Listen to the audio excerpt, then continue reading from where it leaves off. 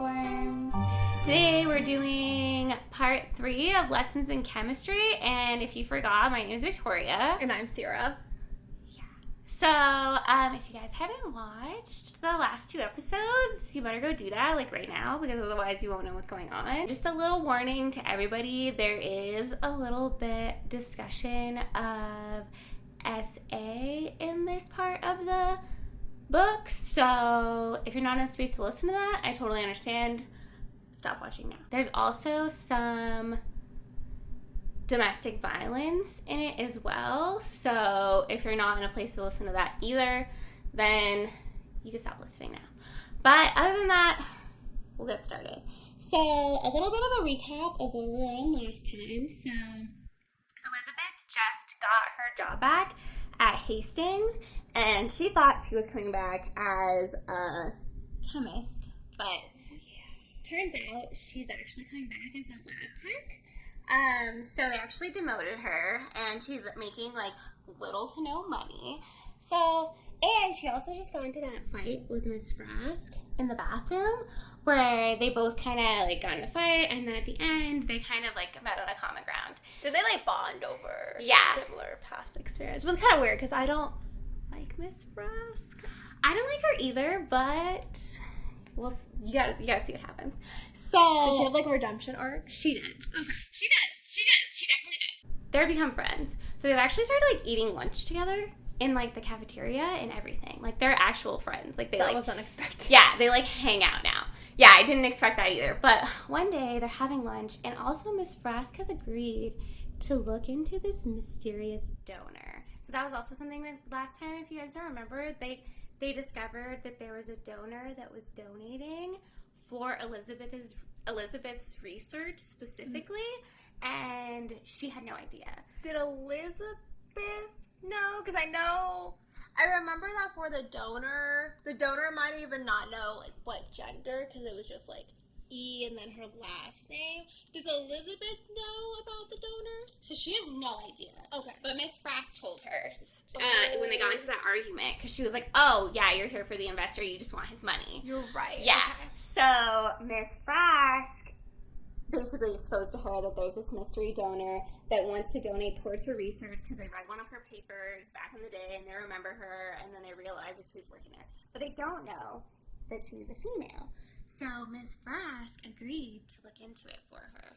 But unfortunately, she's come up with nothing. There's absolutely no information on who this guy is. She looked through like all the paperwork, like everything, and basically he's an anonymous donor. Which, you know, if someone's giving you like millions of dollars, I guess like not gonna hound them that much about who they are. But it is a little weird. So she looked into it, but she couldn't find anything. But she did tell Elizabeth to meet her at the South Elevator at 6 o'clock. And she also said that she's getting fired. Wait, Elizabeth or Frask? Miss Frask is getting fired. Yeah, so you know that new boss that she just got? That young guy who told her she needs to lose 20 pounds? Oh, yeah. Yeah. Well, she didn't lose 20 pounds. She actually gained 7 pounds, and he's firing her for that. Yeah. No, I can't. And Elizabeth is like enraged. She's like, you should complain. You should sue him. Yeah. You should get a lawyer. And Miss Frask is like, I don't know what world you live in, but this is 1960, and that's not going to happen. Like, it's not going to go well for me. Elizabeth is living in 2024. Yeah, exactly. She's like, this is not going to happen. So she was like, but I have a surprise for you. So meet me at the South Elevator at 6. And so Elizabeth is like, okay, sure, whatever. So she meets her at the elevator, and then they go down to a floor that Elizabeth has never been on before. And then the door opens, and it's full of supply. Like, it's full of, like, old, like, research. So it's, like, got boxes and boxes and boxes of, like, papers and, like, research and, like, all sorts of stuff. So no dead bodies. No dead bodies. That they can see anyways. So they're like, so she's like, what is it? Like, she's like, what are we doing here? Where are we? She's like, this is the storage. This is where we keep all of our old research and all of our stuff. She's like, you have a car, right? And Elizabeth's like, yeah, I have a car. She's like, your trunk is empty? She was like, yeah.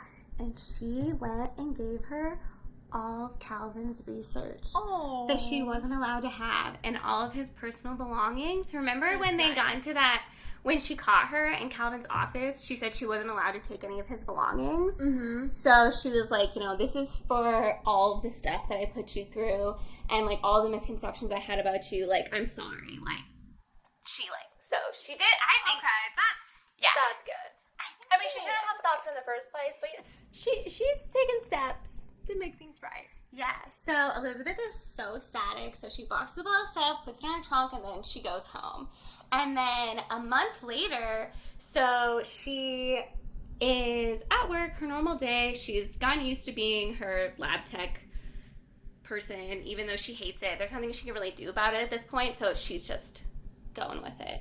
And she sits down in her office and she reads chemistry articles like all the time. Like I told you, Calvin was in the copy of like Chemistry Today. She reads those type of like magazines like all the time. So she's just like doing her normal thing, drinking her coffee, and she's going through this article and reading it. And as she's reading it, it seems pretty familiar to her. She's like reading it, and she just starts getting like really, really mad. And she's like fuming. And she's like, I gotta read it again. I gotta make sure. And she reads it again. And she realizes it's her work that has been stolen from her. And the person whose name is at the bottom who published the article is Dr. Donati, her boss. And the contributor to the paper is her coworker, Dr. Borowitz, that was coming to her house and asking her for her help and paying her. He was one of those people that was coming to her house and asking for her help. What he was really doing is he was going through all of her research that she was doing at home, because she built her own lab at home. Yeah. And he went through all of her research and was reporting back to Dr. Donati and telling him everything.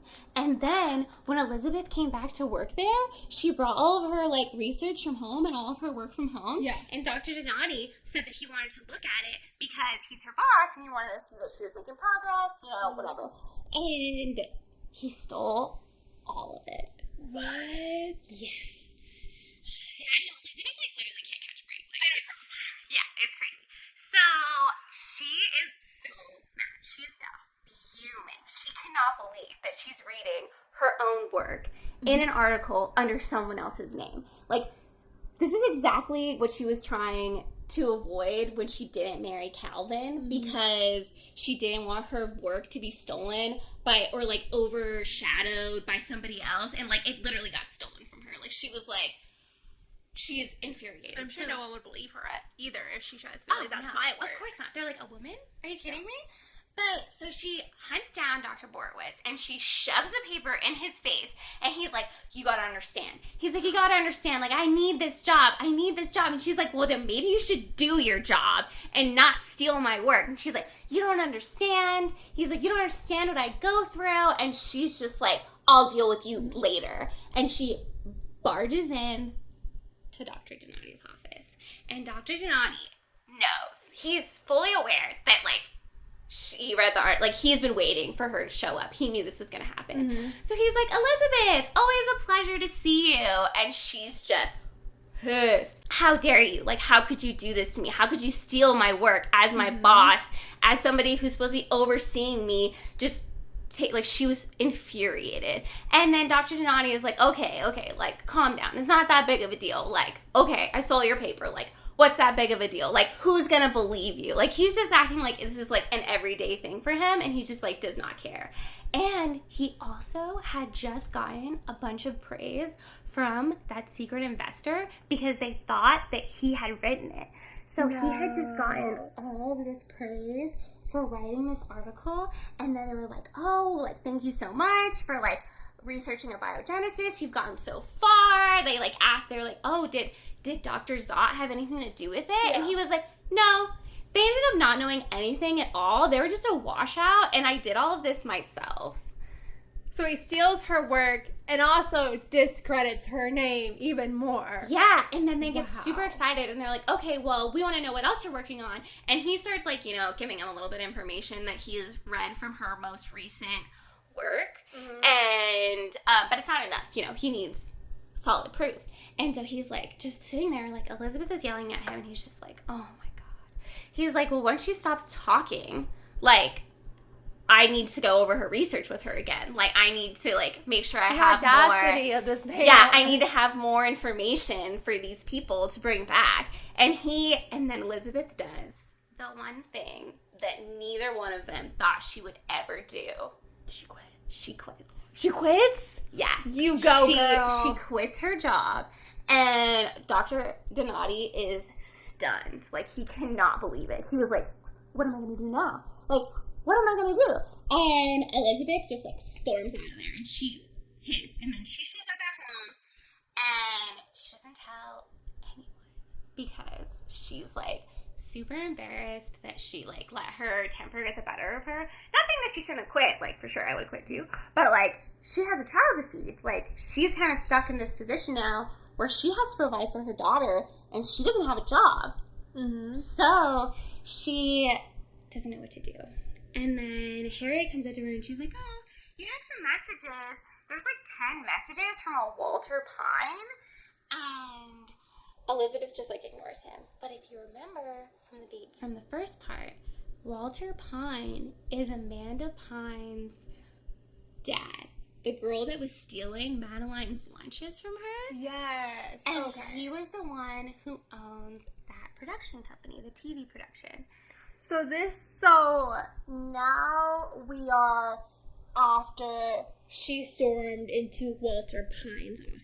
Yeah, so this is kind of like the same time. So this, like, jumps we're back. caught up. Yeah, we caught up from when we jumped back. So we're caught up now to the end of part 1 where she is... Yeah, she just had that fight with Walter Pine because Amanda's been stealing Madeline's lunch in exchange for friendship and all that stuff. So Walter keeps calling her. And if you remember, he said that she would be perfect for television. Mm-hmm. And, you know, Elizabeth's just like, whatever, like, I'm not even going to listen to you. But she has 10 missed calls from a Walter Pine. But Elizabeth, like I said, she doesn't even pay attention to that. And then she just sits down to dinner with Madeline. And then they start having a talk, and Madeline asks her, she's like, Mom, are we poor? And she was like, why would you say something like that? And she's like, oh, well, a kid in my class told me we were poor. And then she was like, what? Kids are brutal. Yeah, she was like, don't listen to them. And she's like, was Dad poor? And then Elizabeth is like, no, your dad wasn't poor. And then she's like, well, wouldn't he be rich because he was famous? And Elizabeth was like, no, actually being rich doesn't have anything to do with, like, his fame. And then she's been going through all of his stuff, and she actually found all of the offer letters that he had received from all the different, like, universities and research institutes and labs that he had turned down. And he turned down, like, the craziest offers. Wow. And literally the offer that he got from Hastings Research Institute was the smallest amount that he had ever received as an offer letter. He only took that offer letter because I told you it was close to where he likes to row and because it doesn't rain. So Elizabeth is kind of, like, mad at him, even though, you know, she's like, this idiot. Yeah, even though he's, like, passed away. But she's like, oh my God, like, how the hell did you take the lowest amount that you got offered? So she's just kind of mad about that. And then she also found a bunch of letters exchanged between Calvin and his pen pal. So she found all of those letters too. And she gets really confused because she's like, why did Calvin, so he photocopied even the stuff that he sent to him. So she has both letters, like, both ways. So she knows, like, all the information that they exchanged, like, over the years. And then she sees that there's letters stamped after he said that he wanted his dad to be dead. And she's like, why would he want, with the pen pal, she was like, why would he want his dad to be dead? Didn't they die in a train accident? And she gets, like, really confused. But anyways, back to dinner. So she's talking to Madeline. She's like, no, we're not poor. And then Walter calls. And Madeline answers, and she's like, you're not supposed to answer the phone during dinner. And Madeline answers the phone, and she's like, hello. And he's like, hi, it's Walter Pine. Is Elizabeth there? She's like, yeah, sure, my mom's right here. So she gets on the phone, and Walter gives her the job offer. he has that slot filled because the show that he had, the head of the show like died suddenly, so he has to replace that time slot. And he's been interviewing people all day and cannot figure out what to fill that time slot with. And he just can't stop thinking about Elizabeth that he met.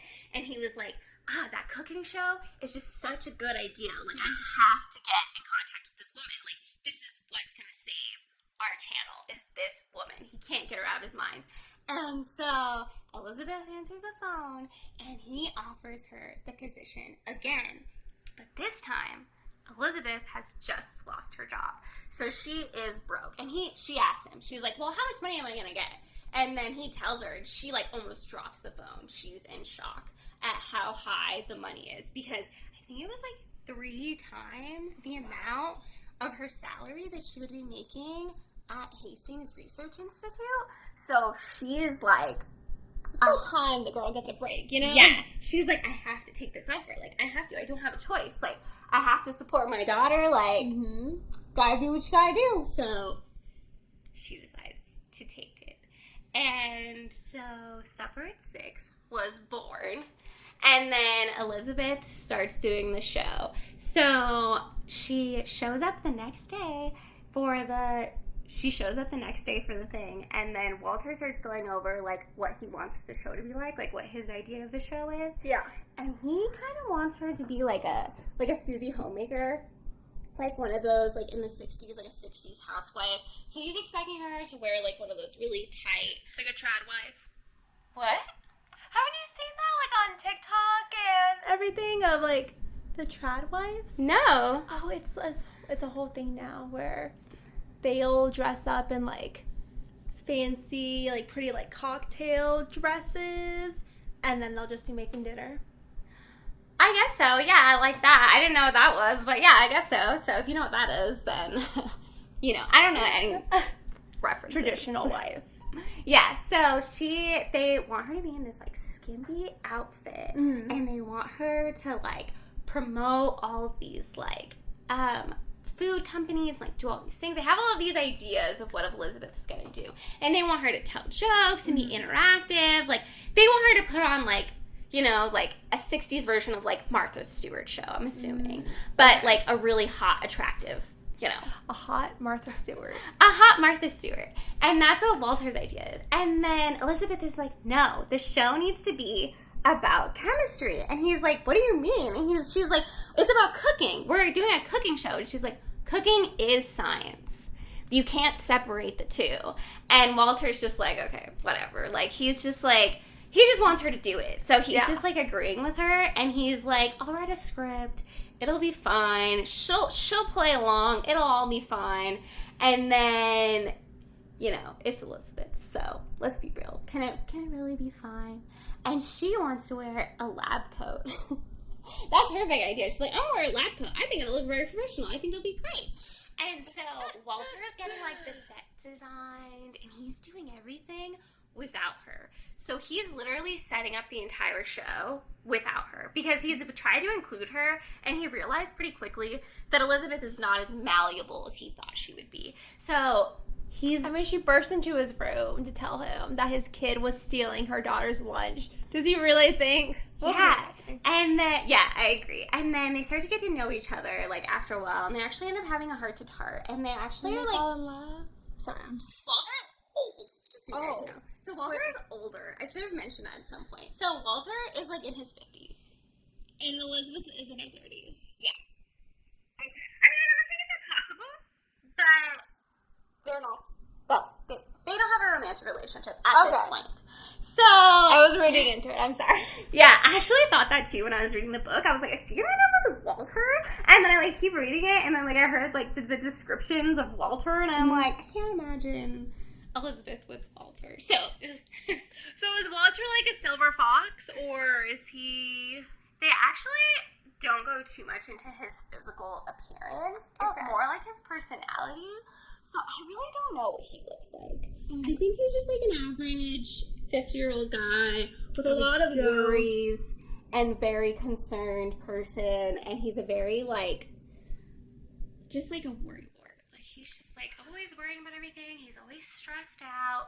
But I think Elizabeth is, like, the main source of that stress in a way. Definitely misread the situation because I was just thinking this hot, young TV producer. No, sorry. I didn't mean to paint that picture for you. But he's just a single dog working as a TV producer. So him and Elizabeth start to get to know each other pretty well. And he is, like, trying to get on her level. And he's like, okay, well, you know, I'm sure you and your husband throw these great, like, cocktail parties all the time. Because that's what you would do in the 60s. You would invite all of your friends over for cocktail parties. And everybody would just, like, dress up and have, like, you know, little hors d'oeuvres. And, you know, that was, like, a thing. And she's like, I don't have a husband. And he's like, what? He's like, are you allowed to leave the house? He's like, you don't have a husband? What about Madeline's dad? And she's like, well, he passed away.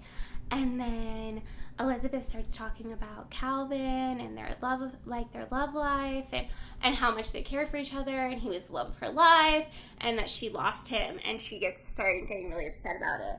And then Walter actually, like, gives her a hug, and he's like, I'm so sorry that happened to you. And, like, that was, like, Elizabeth was really surprised because he's one of the only people that genuinely seemed like he cared and was, like, compassionate towards her. So they start bonding, and then Walter starts talking to her about, like, his divorce and Amanda and how hard his life is. Then they start to form, like, a little bit of a friendship. And he also told Elizabeth never to mention to anyone that she's not married. So he's like, never tell anyone that. Like, that never needs to get out. And Elizabeth, surprisingly, agrees because, you know, she's not dumb. She knows what her audience is. He's like, put on your Facebook relationship status that you're married. Yeah. And he also he confesses to Elizabeth that Amanda isn't actually his daughter. So he found out through DNA testing that he always wondered, his wife, when they would get into fights, she would say, like, weird things. And he always kind of wondered if Amanda was his. And this is just when DNA testing started becoming popular and he started hearing about it. Mm-hmm. So he DNA tested her and he found out that Amanda is not his. Oh. But he doesn't care. It's his daughter, and he's had her for so long that, like, to him, it doesn't really make a difference. That's a shame. But he did confess to Elizabeth. Like, they had, like, a real heart-to-heart, so they're friends now. And then, so we get a lot of friends in this part. See, there's not all bad. There's Walter. Yeah, Elizabeth is, you know, she, as a single mom, she is finding her family, I think. That's how I like to think of it. But anyways, so the day comes, and it's the first day of the show. So today's the day. It's the first airing ever.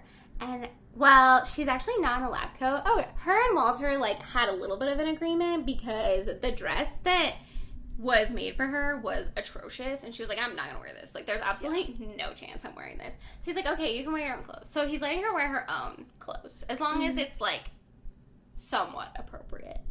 But up until this point, Elizabeth hasn't seen anything on the show. She hasn't seen the set.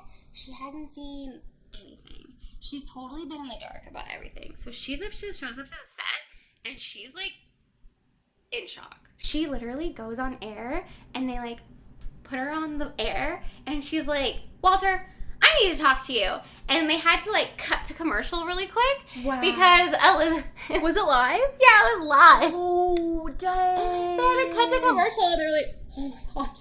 So she's like, Walter, this is not going to work. I don't want any of this stuff. It's literally full of, like, doilies. They literally have, like a little, like, thing that, like, goes, a doily that goes on top of the toaster as, like, a toaster warmer. And, like, it's, like, a crochet thing. There's a clock on the back wall that says 6 o'clock. And she's like, this clock is wrong. Like, this makes no sense. She's, like, so... I think it actually sounds pretty cute. Yeah, exactly. Like, but Elizabeth is not having it. And she's, like, so upset. It literally just looks like, you know, a 60s housewife's kitchen. Or, like, what Walter would think a 60s housewife kitchen looks like. Yeah. And Elizabeth is just so pissed. She's like, this is not going to work out. So Walter calms her down and gets her to go back out there. And then he starts the show. And Walter is just like sitting there in a discussion. What is she gonna do? Like, what's gonna happen? Because at this point, he knows what Elizabeth is like. And he's like, okay, what's gonna happen? And she immediately diverts from everything that he said. She starts off the show by like addressing her viewers. Before I get started, I'd like to advise you to please ignore the clock behind me. It doesn't work. I take cooking seriously, and I know that you do too. It is my experience that far too many people do not appreciate the work and sacrifice that goes into being a wife, a mother, and a woman. Well, I am not one of them. At the end of this journey, at the end of this 30 minutes together, we will have done something worth doing. We'll have created something that will not go unnoticed. We will have made supper, and it will matter. Now let's get started. And Walter is just like, what did she just say? Like, what just happened? Like, what? And then Elizabeth just like goes on like nothing is happening and like makes like the whole presentation, and it's nothing like what Walter would have expected. So Elizabeth is going over all the different chemical bonds that go into what she's making, and all the different chemical formulas that go into what making our food, and like the breakdowns of what actually happens when we make our food. And Walter is like, what the heck is going on? And then she does the whole show, and then she tells everybody at the end a list. She's like, oh yeah, I have a grocery list for you guys to go pick up tomorrow so that we can make the meal together tomorrow. And then she tells them the grocery list, but she tells them all of it in like chemistry jargon. Oh no. So she uses like the chemical equations. Like I think she says like CHOO3 or something like that. And so they're kind of, so they cut. And everybody loses their minds. Everybody is just like, what happened? Total 180'd. Like, this is not okay. And everybody freaked out. And they were just like, and then Walter was like, what did you just do? Like, what was that a plan? Like, you didn't do anything that I told you to do. And then he's like, what is going on? And then all of a sudden, the phones start ringing. They start getting all of these phone calls. And Walter is like kind of confused because he's never received phone calls before on any of the shows that he's done. So he's like, oh great, everybody's calling to complain about the show, and he's like freaking out. And then everybody starts answering the phone, like everybody that's around starts answering the phones, and they're like, hey guys, everybody's asking what that ingredient was. And then she's like, what? She's like, CHOO3 or something like that. And Elizabeth is like, oh, my bad, I should have put it in layman's terms. And then Walter's like, you think? Yeah. And then she's like, actually, that's vinegar. And then they were like, oh, okay, great. And then Walter was just like super confused. He was like, people actually want to know? Like, what? What is going on? And then everybody goes home for the night. They cut into the future to where it's actually now it's like 15 episodes have already aired. Is the show daily? Yeah. Or like, okay, so it's a daily cooking show. Oh, yeah, cool. it's a supper at 6. So it's supper at 6 every day at 6 o'clock. I don't think they do the weekends. I think it's like a Monday through Friday thing. Makes sense. But they don't say like specifically. But I'm assuming they get at least one day off, right? Mm-hmm. I would hope. I would hope so. But so it's 15 episodes, and then Walter decides that he's been trying to get Elizabeth to do things his way this entire time, but it's just like not working. And Elizabeth will like listen to him, and she'll be like, okay, yeah, and she'll just be like, she'll like listen to everything he has to say, and then Walter will be like going over all these things with her, and then at the end she'll just be like, no, I don't think so, and then she'll just do it like how she wants to do it, like anyways. Yeah. And then, so Walter is just kind of like infuriated with her, and he thinks that bringing in a live audience will help. He was like, maybe if I bring in like a live studio audience, it'll like put the pressure on her to like act proper. He like wants the audience like to boo her off stage. Yeah, he's like, maybe like the pressure of having people watching her will get her to like do what I say. Like that's his idea. Mm-hmm. And Elizabeth, of course, doesn't do that. What she does is first thing she does with her live studio audience, she's like, oh, hey guys, so what we're going to do today, we've never done before, is our first live studio audience, and we're going to have a giveaway. And Walter's like, just sitting there like, what? People love giveaways. What are we talking about? And Walter has no idea what's going on, because they did not discuss a giveaway at all. And so Elizabeth is like, we're giving away a toaster cozy. And Walter's like, oh my gosh. And she gives away literally everything for the entire set except what she needs to cook and the clock in the back. She literally gives away the entire set, like all the decorations. The gonna be the first thing to go.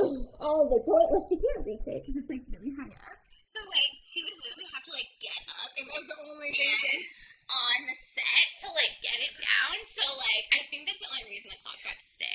But literally she gives away everything. Like Walter bought all of these like pictures like go up on the wall and like all of these like cute little doilies and like, you know, there's like cute little salt and pepper shakers that are like, you know, decorative, and like she gives it all away. And Walter is just sitting there like, oh my gosh, this is literally the worst. And like literally every episode Walter is just like sitting on the sidelines like, why is this my life? Like, why is this happening to me? Like, this is so terrible. And his boss is pretty infuriated at this point. His boss is threatening to pull the show. He's like, if you don't get a hold of this woman, like, we're going to have to pull the show. Because Levinsmal is the one who's been pushing, like, the whole, like, sexy housewife kind of a thing. And he's actually the one who's been behind Walter trying to get her to act a certain way. And she's not doing it. He even proposed that she does, like, a daily cocktail and, like, makes a cocktail for her husband at the end of the show, and Elizabeth's like, nah, I'm not doing that. And so the head guy, Walter's boss, is like nagging at him, and he's just like, you gotta get her to behave, like, what are you doing? You're just letting this woman do whatever she wants. And Elizabeth is just like, just do whatever she wants. And so Walter, every show, is like just sitting there like, like, my life sucks. This is Am I gonna lose my job? Terrible. I'm gonna lose my job. We're all gonna lose our jobs. It's gonna be... We're all gonna be poor. Yeah, it's gonna be the worst. And then, so, after the show, Elizabeth is done. She did her normal show, the way that she wants to do it. She finishes off every show with her catchphrase, like I told you at the first episode. It's, kids, set the table. Your mom needs a moment to herself. Like, that's her, like, exit phrase. I like it. Yeah, I like it too. Walter does not like it. And so... He needs a cocktail at this point. Yeah. So, after the giveaway fiasco, Walter literally faints. He literally faints because he's, like, freaking out so bad. Like, what is he going to do? He's going to get in so much trouble. Like, he's stressed. And so, Elizabeth goes up to him and she's like, hey, Walter... like, are you okay? Have you eaten at all today? And the secretary's like, no, he hasn't eaten one thing all day. Like, and she's like, okay, take this casserole home, bake it at 350 for 90 minutes, and eat it. And he's like, no, I can't take that, because it was like a broccoli casserole. He's like, here's the dinner I just made for the show. Yeah. He's like, no, I can't take that. My daughter won't even eat it. She doesn't even like vegetables. And she's like... So do you remember how we met? Like...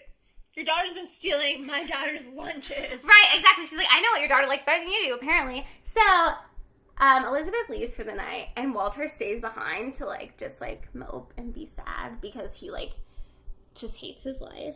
And he goes to his car, and Elizabeth placed the casserole on top of his car, and then he goes home and does exactly what the instructions do. A little sticky note on there that told him how to heat it up and what to do, and he serves it to no, she serves it to Amanda. I think I called her Madeline a second ago. My bad. I don't think you did. His daughter's name is Amanda. I might have. Sorry. But Amanda loved it. She said it was the greatest thing she had ever eaten. That's kind of risky, though, leaving it on the car. Like, what if he didn't see it and he just drives away and he sees in the rearview mirror, like, a casserole just fly off his car? That's literally what would happen to me. If Right? someone did that to me. If someone left something on top of my car. Before. My car's really tall, though. I have a Jeep. So, like, I can't even see the top of my car before I get in. So, if somebody left something on top of my car, it's done. Yeah, I've done that so many times. With coffee, oh my gosh, yeah. And I have to go get I think I was there for one of those times. Yeah, because I've done it so many times.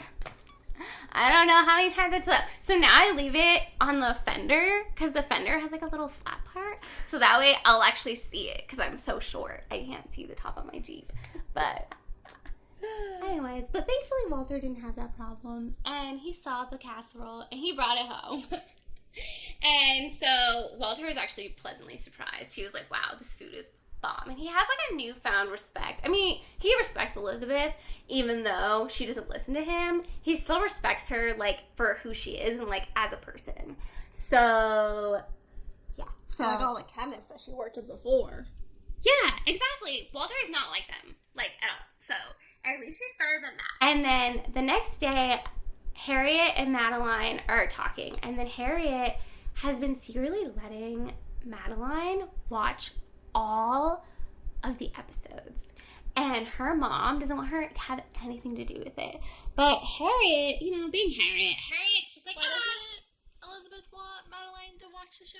So she doesn't want her to watch the show because she doesn't She want feel like it's her... demeaning?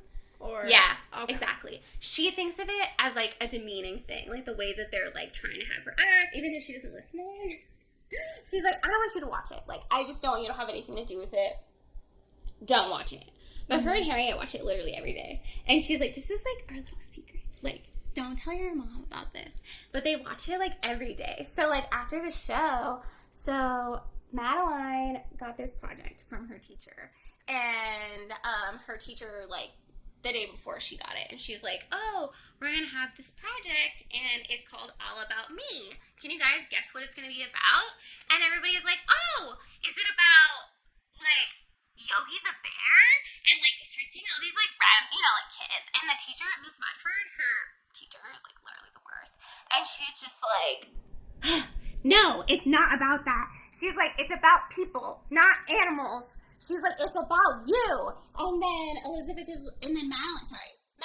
little Elizabeth, she's like, well, people are animals too. And Miss Mudford gets so mad. She's like, how dare you say that? That is not true. That is such a messed up thing to say. And she's like, yeah, she gives her detention for it. And Is this Trunchbull, Mrs. Trunchbull 2.0? Who's that? Remember from Matilda? Oh, sorry. The principal? I don't remember Matilda. But yeah, sure, like her. I did watch it, though. I was just really little. So I don't remember. But Miss Mudford, so she's awful. And she gives them this project, All About Me. And what it is it's a family tree. So they're supposed to take it home, and they're supposed to fill it out. They're supposed to have their parents fill it out. And so Madeline gets home from school, and she's talking to Harriet. And she's like, I just got this project at school. And Harriet looks at it, and she's like, oh, man. So I can't help you with that. She's like, do not, under any circumstances, show this to your mother. And she was like, why? I don't know any of the answers. She's like, I don't know anything about Dad. And she's like, sure you do. His parents got killed in a train accident, and his grandparents ran into a tree. Great thing to bring up to a child. His grandma ran into a tree and had a heart attack. And then there was the fairy godmother. And Madeline's like, what fairy godmother? And she was like, oh shit. And then Madeline's like, what are you talking about? And then Harriet remembers where she got this information from. So Harriet has been Calvin's neighbor for years. Before he ever even met Elizabeth, she has been living across the street from Calvin. And one day, Calvin got up to go on one of his morning runs, and he left his front door open. And Harriet, being the good Samaritan that she is, she's like, I'll just go close it for him. But let me just look around the house first to make sure that nobody broke in or nothing's missing. Even though Calvin literally just left a couple minutes ago. And so she goes into his house and she starts snooping around. She starts looking through everything and she finds this like weird letter like balled up in the trash. And she's like, maybe he didn't mean to throw it away. Let me just take it out of the trash for him. It might be important. You never know. So she unfolds this piece of paper, and it's from the orphanage that Calvin was in when he was a boy after his family died. And it's all about them not receiving any more donations from this mysterious donor at the orphanage. So, because I don't know if you remember, but I mentioned it before that there was some sort of mysterious donor that showed up at the orphanage. They gave him a whole bunch of money, and then he got into that fight with the reverend over his parents, and they told him that his dad didn't want him or something like that. So they got this letter about the mysterious donor, and then Harriet, being Harriet, and they were asking for donations from all of their old people. So that's why they reached out to Calvin, because they were asking for new donations because they lost their main donor. And so they were asking all of the old residents for donations, but Calvin just like balled it up and threw it away. And Harriet was like, I'm sure they did something terrible to him in that place. And they all kind of tiptoe on the fact that like something might have happened at the boys' home. They never say like what exactly happened, but something bad happened to Calvin there. Some kind of trauma. Some kind of trauma happened there that obviously he was hindering towards this old boy's home. But anyways, so that's how Harriet found out about this godmother, as she called it.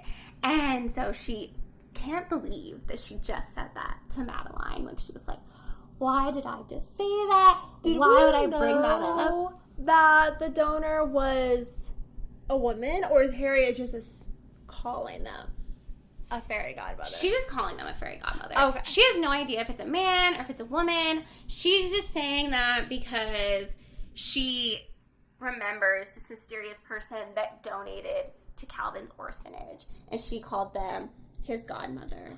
And she didn't say like necessarily that it had a gender.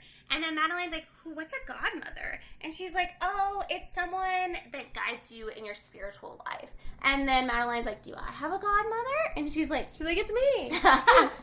She's like, no, you don't have a godmother. And then Madeline just becomes like so obsessed with this thought of a godmother. And then Harriet just tells her to like literally, she's like, we'll sit down and we'll write a whole bunch of random stuff in your family tree, and your teacher won't even know the difference. She's like, just don't show this to your mother, okay? But Madeline can't get this mystery donor out of her head. She can't stop. Godmother. She thinks it's a godmother. She can't get this godmother out of her head. She just keeps thinking about it all the time. And she's like, if my dad had a godmother, like, I want to know who they are. Like, maybe they'll, she wants to reconnect something. She's like, maybe there's someone in my dad's family, in my dad's past, that's like a family member that I can reach out to, because she doesn't have that many connections to her father. Yeah. So she kind of becomes obsessed with it. And she asks Harriet what the boy's home's name was. And Harriet's like, you know what? I can't remember. But I remember that it was kind of a feminine name. Like, it was like a girlish name to it. And so Madeline, like, just keeps that in her head. She's like, okay, I'm looking for an orphanage with a girlish name to it. And then whatever state that Calvin was in this home in. I forgot which state it is. But I think it's like Louisiana. But she remembers that he was at this home. And so Harriet's like, okay, now go to the library. Like, the show's over. Your homework's done. Like, get out of here. She kind of just wants her out of her hair because she doesn't want her to ask about this godmother anymore, because she's not even supposed to know about this mystery person. And so if you notice, so now we have two mystery people. We've got the mystery donor to Hastings Research Institute, and then we have this mystery donor to Calvin's orphanage. And the pen pal, I think. And the pen pal. The same person, in my hypothesis, and I think it's going to be Calvin's dad. That's my hypothesis. So, speaking of pen pals, so Madeline goes off to the library, and because the library is where she gets all of her information. Her mom has taught her that if you need to know something, you go to your public library and you look it up. So she goes straight to the librarian, and she's like, hey, I need to find an orphanage, and just gives her all the information, what state it's in. It's a boys' home. She's like, I gotta find this place. And then the librarian is like, okay, well, let's go to this place in the back, and this is where all of our files are, and maybe you can find it. And then this guy shows up, and she's like, do you know the name of the home? She's like, no, I can't remember. And she's like, we really need to know the name. Like, think hard. And then she was like, it's something about Sioux County or something like that. Like, she's like, and it's got a girlish name. And they figure out, like, where it's at, but they don't know what the name is. So she's like, I'm just going to look through all the names of all the orphanages in this place and see if I can find it. And then some guy overhears them. And then he's like, try saint names. And they're like, what? And then like the librarian's like, oh, Reverend, Reverend Wakely, I have your books. I haven't gotten them yet because he tried to reserve some books. He's like, let me get those for you right now. And then the Reverend goes over to Madeline and he's like, why are you trying to look up an orphanage? And I forgot to mention, it is a Catholic boys' home. So she knows it's a Catholic boys' home. So she's looking specifically for Catholic boys' homes. Mm-hmm. And he's like, you should look. He's like, why would you want to know what a Catholic boys' home is? And she's like, because my mom's going to send me that. My mom's been threatening me to send me that. Yeah, no. So she, like, asked him specifically. He asked her specifically, like, why would you want to know that? And she's like, oh, well, my dad's died. And I don't have anything. Like, I have to do this family tree. She shows him the family tree. She's like, I'm trying to look for the orphanage that my dad was. And she's like, well, why don't you just ask your dad? And then she tells him, well, I would, but he's dead. And he has no idea what he's looking for. But he starts helping her out. And he's like, try saint names. And then they start going through it. And at this point, we know, but I don't know if I mentioned it, but the boys' home that Calvin was in is called All Saints. That's what it's called. That's the name of it. And so they start looking for it, and then they keep going past, and they keep finding these boys' homes, and they keep finding, and then Madeline's like, no, that's not it. That's not it. That's not it. And then finally he's like, you know what? This one's All Saints. Let's see if it's that one. And then she looks at it and she's like, this is it. This is the one. And then she's like, but man, they don't have an address. And her plan was she was going to write him a letter. And she was going to put everything in the letter, like her dad's name, why she needed to know, and all these things. She was going to put it all in a letter. But they only have a phone number. So she's like, man. And it was out of state. And he was like, what's wrong? She's like, I can't make out-of-state phone calls. My mom said that you can't make long-distance phone calls unless somebody dies. So no one's dead. I can't make the phone call for you. He's like, okay, well, maybe I can make the phone call for you. What's your dad's name? And she's like, my dad's name is Calvin Evans. And the Reverend Wakely, he's like, what did you say? And she's like, Calvin Evans. And Wakely cannot believe it. So Calvin Evans, he does know him. So back when he was in school, he went to, I think it was Harvard University. He went to Harvard University, and he used to attend, he was going to school for priesthood. So he was studying religion and Catholicism, and that was what he was doing. And he was going for that. But he always had this secret love of science. He took some science classes, but he really took them because he wanted a way to refute them in his practice, because, you know, they're kind of anti-evolution and all those things. So he took the class so that he could convince himself that it's not true. And he actually ended up being obsessed with science, and he started questioning his religion a little bit, but he comes from a long line of reverends. So he's like, you know, I gotta stick this course like that. I can't just unhinge my whole life. But it's kind of been his secret that he's kept his whole life, that he loves chemistry and science and anything that has to do with that. Yeah, so he starts attending lectures, and one day he's attending this lecture, and there's this weird, they're like on this panel, and they're discussing something in depth, like cell research and stuff like that. And it's just a bunch of stuffy old men just like debating all of these things. And then Calvin speaks up, and Calvin makes this like huge speech, and it just kind of blows Wakely away. And it was something about, Calvin, he was saying that their argument is pointless because what they're trying to propose could never work out scientifically. And they're like, and he was like, well, why not? And he was like, because what you have doesn't actually exist. And they're like, well, give me an example of something that like doesn't exist but people believe in it. And then he says, religion. And Wakely was like, what? This guy. So he, like, looks him up. Called out. Yeah, he looks him up and writes him a letter because he just wants to know more about this guy. And they end up exchanging letters. He's the pen pal. So the reverend that came into if you remember, the reason that Calvin moved to California was because of his pen pal. His pen pal told him they have the best weather in the world, and that he rose in California. So, or no, he's not a rower, sorry, he's a surfer. So he surfs. That's how they bonded, because Calvin's a rower and he's a surfer, so they both love water sports. And he said that they have the best weather year round. And so that's why he moved there. So they ended up moving to the same small town in California unknowingly, because his dad's place was there, the place where because he has his own church.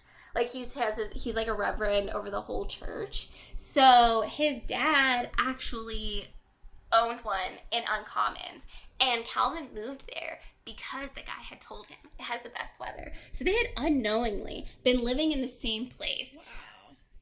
But it was after their, like, letter exchange had, like, died off. So The Reverend's not the dad.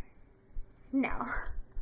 So, sorry, the secret pen pal is not the same as this mysterious orphanage donor, and maybe possibly the same person who's the Hastings donor as well.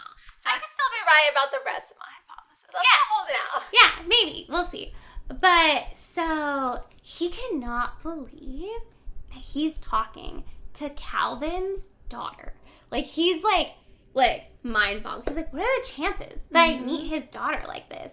And then he starts talking to her. He's like, so, just to be clear, your dad is Calvin Evans, the one who died in that tragic accident a couple years ago? Did you hear about that too? Yeah, he did.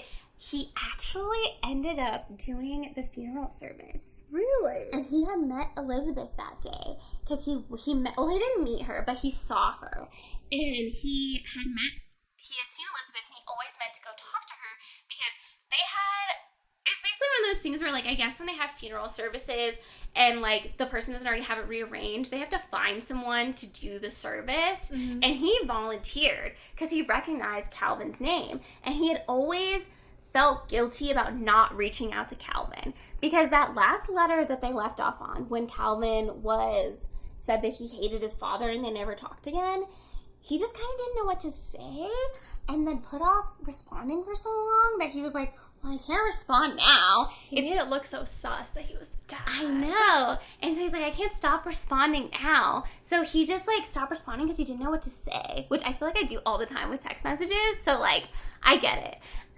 But How old, again, was Calvin when they did their pen pal thing? so Calvin would have been in his 20s. Okay. Because he would have been already graduated from school, and he would have been done. So Calvin would have probably been in, like, his mid to late 20s. Okay. Because he did get his doctorate, so he went to a lot of schools, so he was young, but not super young. Mm-hmm. Right. And so him and Walter had exchanged, but he had met Elizabeth, and then he asked Madeline, he's like, so who's your mom? Like, what's your mom's name? He's like, I need to know your mom's name. Because Madeline gives him the phone number and his mom's name, and not to mention anything, just ask for her.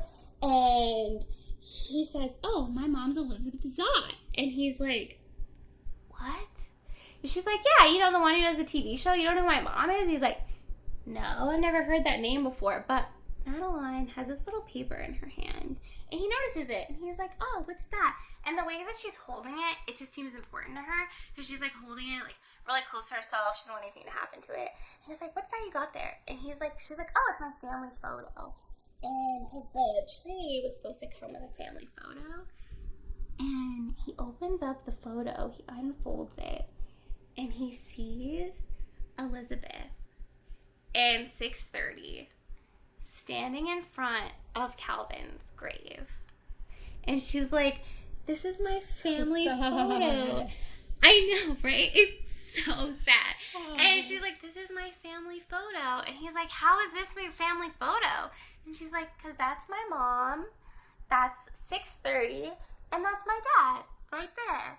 And he's just, like, totally heartbroken. But the weird thing is he also, like, sees his, like, arm, like, in the photo. He's like, hey, it's me. Yeah, and he's just, like, it's just, like, he's, like, having such, like, a weird, like, euphoric experience. Because he just, like, can't believe that all these pieces are, like, coming together. And he's just, like, this is so strange. And so him and Madeline, like, form this little bit of a bond. And, like, because originally he asked Madeline what her name was, but she's like, I'm not allowed to give out my information to strangers. But since he convinced her, he told her that he would call for her. He was like, maybe they'll take it better for me because I'm a reverend and they're a reverend, and I should be able to get more information than you would. So he offers to call for her. And so Madeline's all happy, and they leave. And he gives her a phone number, and she's like, okay, call. But make sure when you call, ask for me, and don't tell my mom what's going on. And he somehow agrees to all of this. And he's like, okay, I mean, I'm sure the picture convinced him. I think that would convince anyone, like a little girl. Sad. Yeah, that got me. I was like, oh my gosh. So, yeah.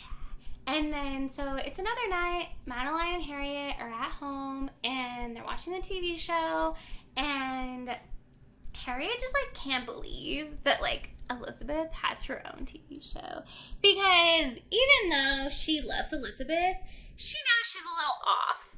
And she's just like, it's so weird that, like, people watch this show. And, like, because Madeline had recently mentioned that all of the students at her school are bringing the same lunches as her because all of their moms are watching the show and cooking what Elizabeth cooks every night. And so Harriet isn't special anymore. Yeah, Harriet's just, like, watching the show, and she's just like, this is so weird. Like, I can't believe people like this, because Elizabeth's just, like, going over her, like, chemical formula. She's teaching people chemistry as she's showing them how to cook these meals. And Harriet's like, I can't believe people are into this. Like, this is so weird.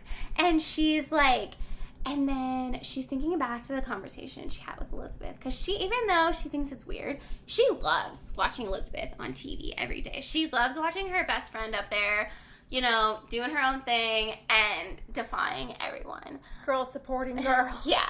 But Elizabeth had mentioned to her recently that she thinks the show's going to get canceled because they only had a 6-month contract, and the 6-month contract is coming up. And Elizabeth still hasn't done anything that they told her to do. Lebinsmal, their boss, is still breathing down Walter's neck to get her to do what she's supposed to do. She's not doing it. So Harriet and Elizabeth have this heart-to-heart. She's like, I don't think the show's going to get renewed. And she was like, well, maybe. So Harriet wants her to have the job because she loves seeing her on television, but she also wants to keep the job because Elizabeth, because she's making so much more money, has started paying Harriet to watch Madeline. And Harriet's never had a job before because it wasn't common for women in the 1960s to have jobs. They were mostly stayed at home and raised their kids. And Harriet did have a few kids, so she just stayed at home and she raised the kids. And she never had the opportunity to get a job.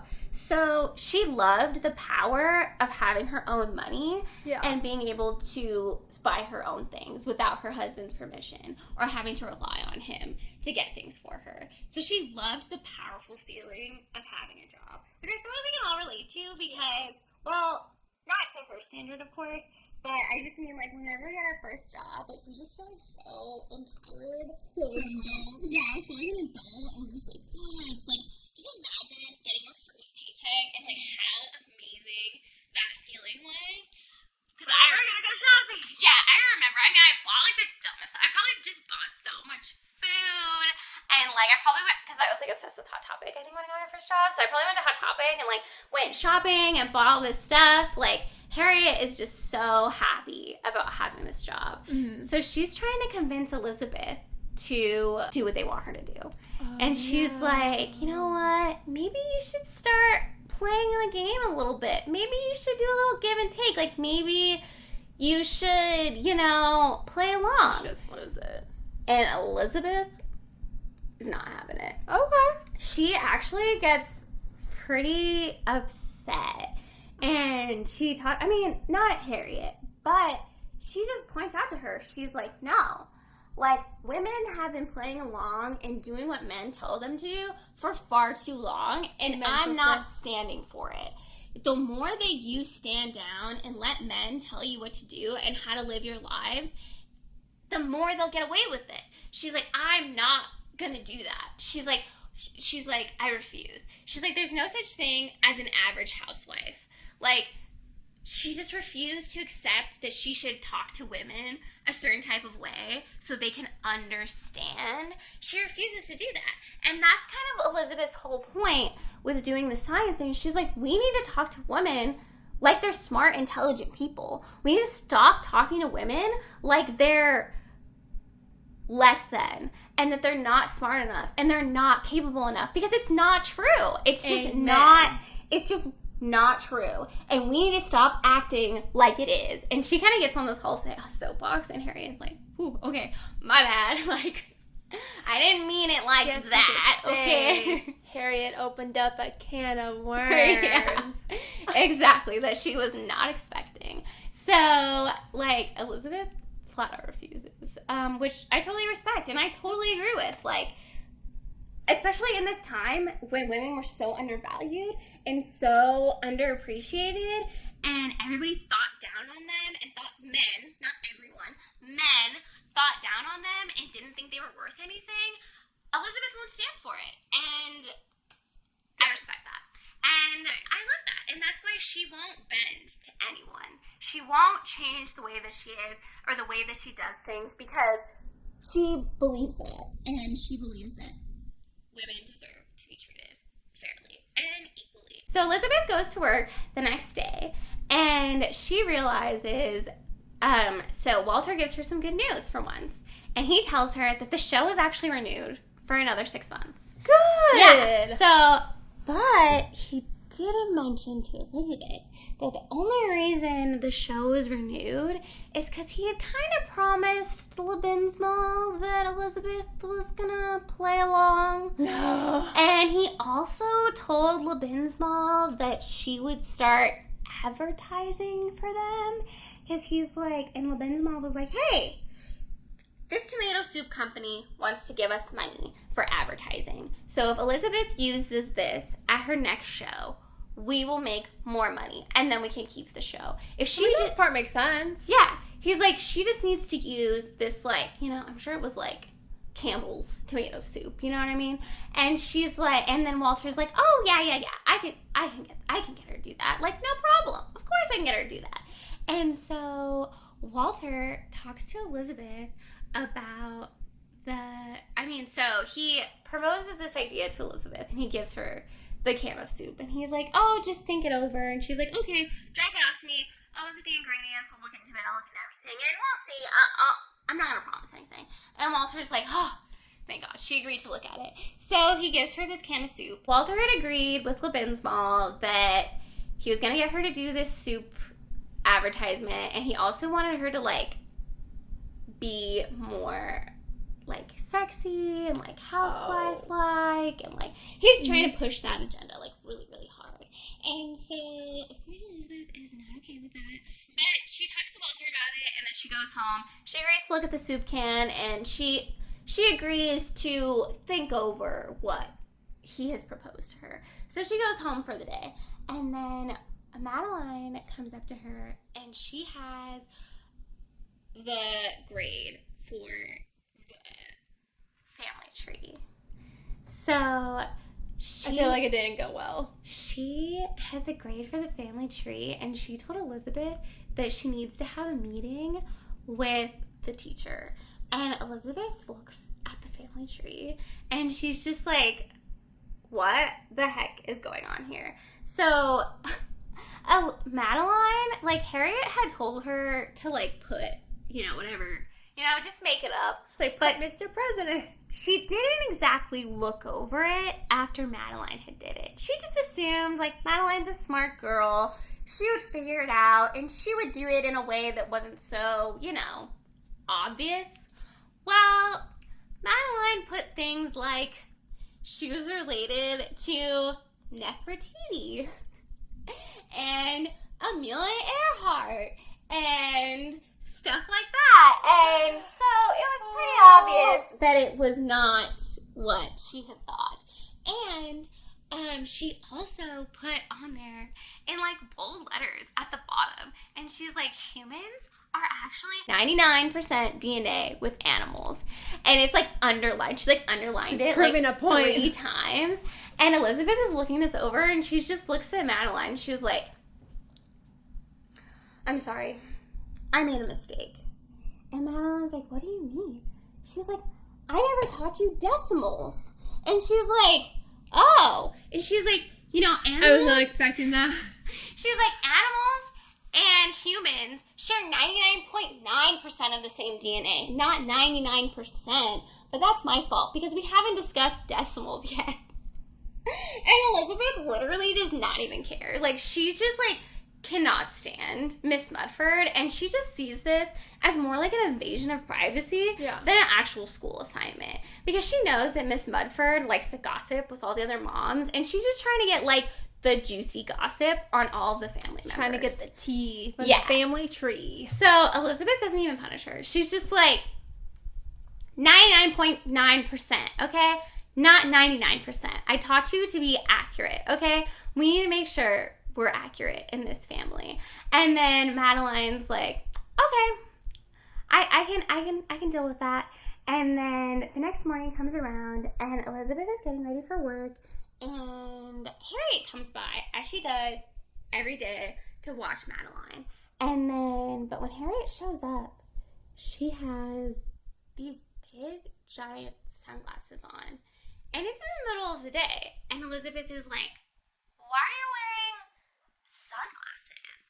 And then Harriet kind of just like avoids the subject, like, oh, don't worry about it. And Elizabeth's not having it. She's like, why are you wearing sunglasses?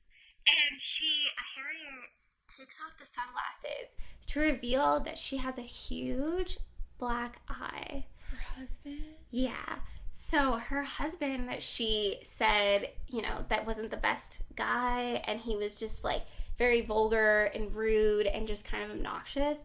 He's actually had quite a bit of a drinking problem, and that's why she was so happy to be babysitting Madeline all the time for these past few years, because it's given her an opportunity to be away from her husband.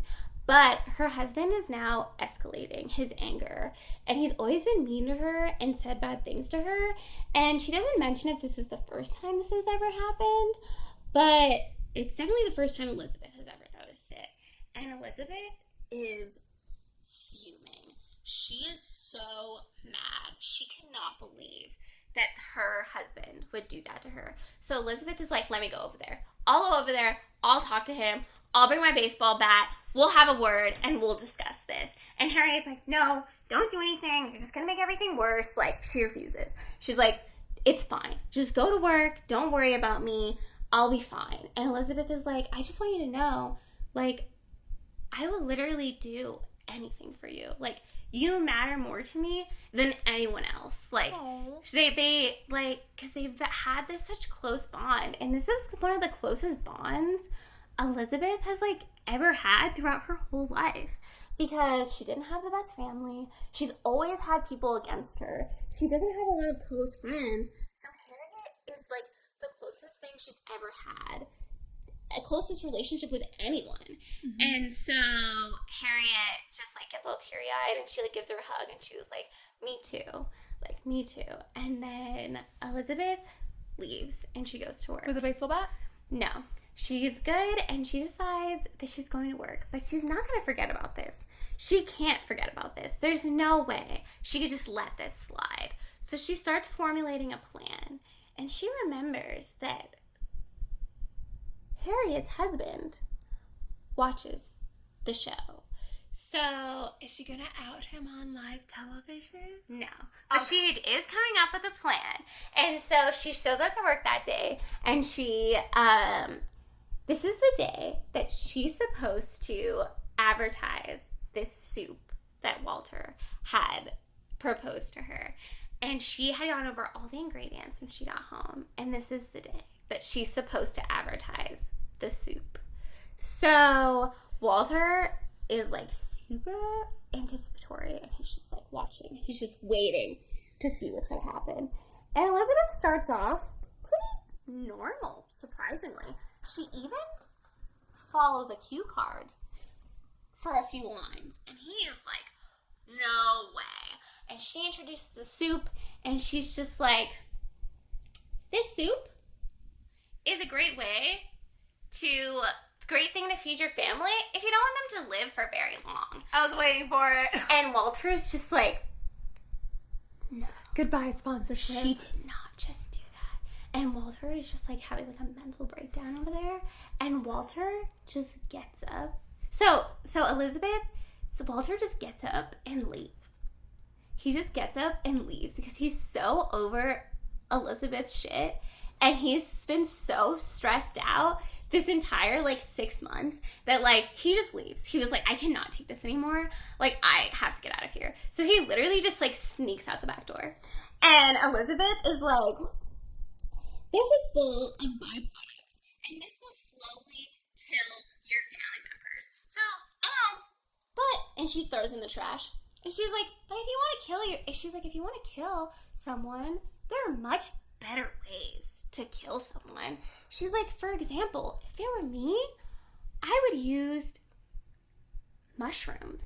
And then she starts going on and on about how poisonous mushrooms actually look very similar to your regular everyday mushrooms. And she was like, so if I was gonna kill someone, I would just chop them up. You can put them in a stew, you can put them in an omelet.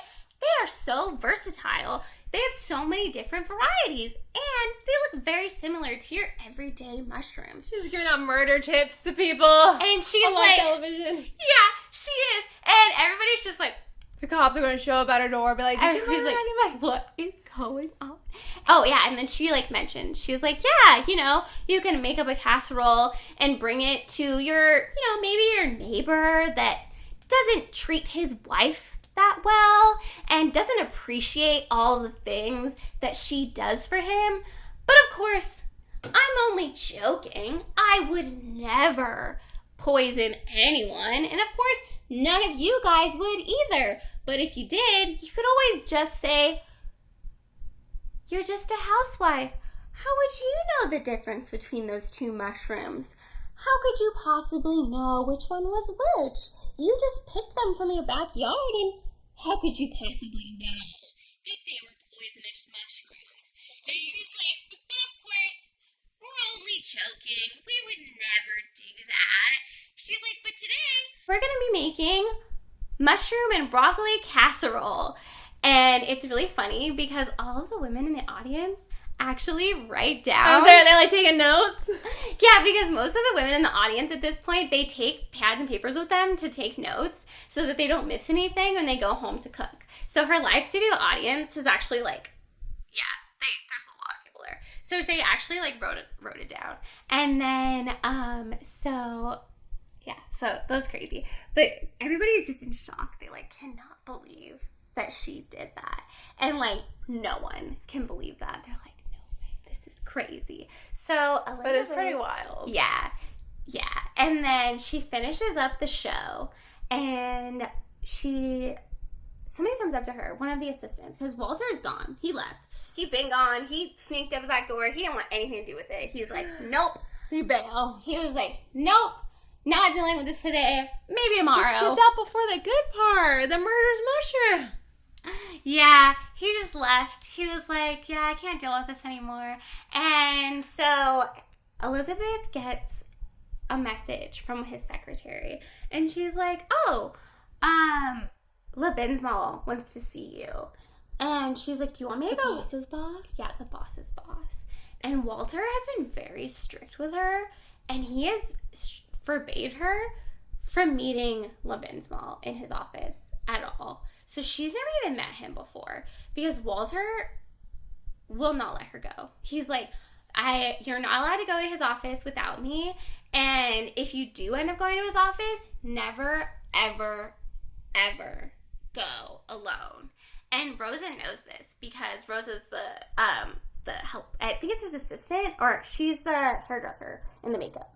So she knows that this is Walter's rule, that no one's supposed to go see him without him present. So she asks her, like, do you want me to go with you? And she's like, no, I can handle myself. Don't even worry about it. Famous last words. And so she goes to his office and she meets with Mr. Lebensmal for the first time. And he's like, finally, Elizabeth, I've been waiting to talk to you for this whole time. She's like, oh, Lebensmal. He's like, did I ask you to speak? Did I tell you to say anything? He's like, do you know who I am? And she's like, yeah, you're Phil Lebensmal. And he's like, I am the runner of this company. I am the head of everything. He's like, you cannot do anything unless I say you can do it.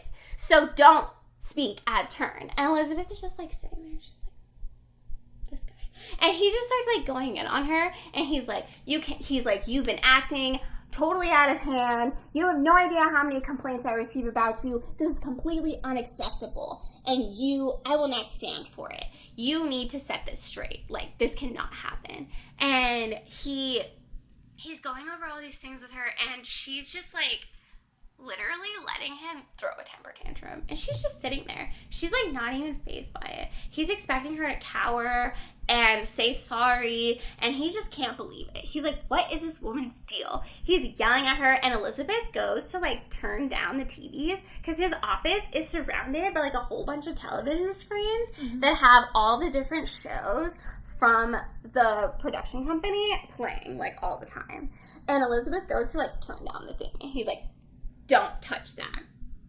Don't ever touch that. And she's just like, what the heck is up with this guy? And he's like, you know what? You're fired. You're all fired. Every single one of you is fired. Walter's fired. Anyone that has anything to do with Supper 6 is fired. I never want to see you again. And Elizabeth is like, what? What are you talking about? She's just like, okay. And then she's like totally like unfazed. And she's just like letting him throw this tantrum. And then he's like, you know what?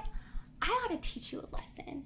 He's like, I should have done this a long time ago. He's like, I should have started off with this. And he goes over to her and he starts unbuckling his pants. And he's like, he gets super like, and she's like, I wouldn't get any closer to me if I were you. And he just keeps going up to her, and he's like totally revealing himself to her. And at this point, he's like literally like shoving himself in her face. He's like right here, and he's totally exposed. And Elizabeth is just disgusted, but she keeps her calm, and she just pours a pencil when a girl needs one. yeah. She literally reaches down into her bag, and everybody in the show knows that Elizabeth brings her own knives to work every day. And apparently everybody knows this except for Mr. Lebensmal. So Elizabeth reaches into her bag and pulls out a huge cutting knife. And Mr. Lebensmal collapses to the floor. And he collapses to the floor and he dies. I'm sorry, what? He had a heart attack. Oh, sorry, he didn't die. He didn't die, but he had a heart attack. Oh, did I miss something? Did she stab him? I'm Did sorry, she have an I got artery? very excited. I can't believe I said he died. Oh my gosh. Okay, my bad. My bad. He's not dead. We were all wishing it. It's okay. We were all wishing it. He wasn't dead. I'm so sorry. But he did faint. And that's where Should have just chopped it off. Yep. And then that's where we're gonna leave off today. He died. This man has fainted, and he just told Elizabeth that they're all fired and that he wants her to get out and he never wants to see her again. So, yeah. I mean, if he did die, nobody would know that they were trying. I can't believe I said he was dead. My bad. He's not dead. He had a heart attack. But this is where we're leaving off for today. So, Elizabeth is fully in the show, and we have this mystery person that we're trying to figure out the orphanage donor and the Hastings donor. And yeah. I thought Elizabeth finally got a break. Yeah, you would think. But yeah, she just got fired and her boss fainted. So that's where we're leaving off for today, and we'll see you next time for part 4 of Lessons in Chemistry. See you guys next week. See you next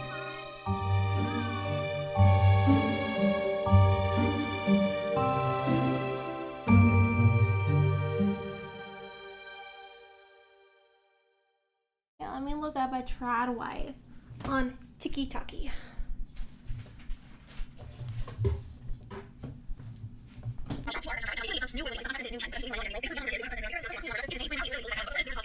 Wait, this is like a long But now rant. our society has gone so... That's so funny. I love how they put... That is hilarious. What the heck? That is... Yeah, that's exactly what they want Elizabeth to be. Yeah, is a trad wife. What is it? Yeah, Trad wife? Yeah. Trad, like... For a traditional wife. Oh, I thought you were saying Chad at first. A Chad wife. I was like, Chad Michael Murray? Like,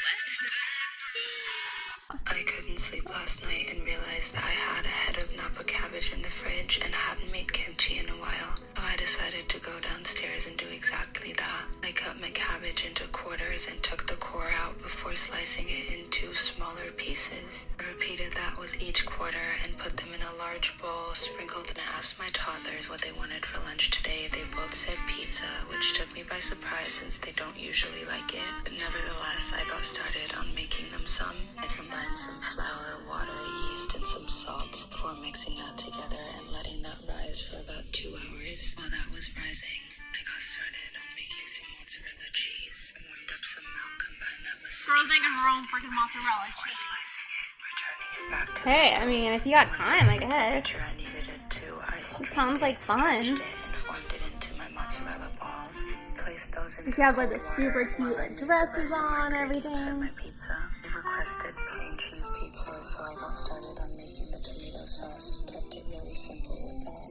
I don't know if I'll be participating in the trend, but I see the idea.